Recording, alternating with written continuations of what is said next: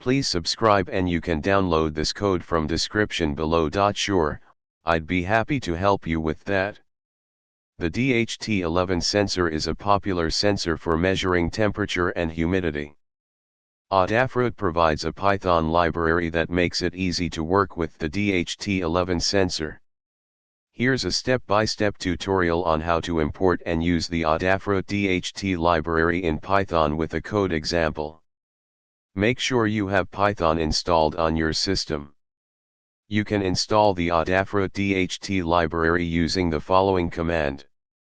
Connect your dht11 sensor to your Raspberry Pi or other compatible platform. The sensor usually has 3 pins, VCC, power, GND, ground, and data. Connect them to the corresponding pins on your device.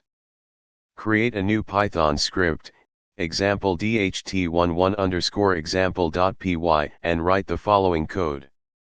Save the script and run it using the following command. The script will continuously read the temperature and humidity from the dht11 sensor and print the values to the console. If the reading fails, it will print an error message. That's it. You've successfully imported the Adafruit DHT library and written a Python script to read data from the dht11 sensor. Feel free to modify the code to suit your needs or integrate it into your projects. ChatGPT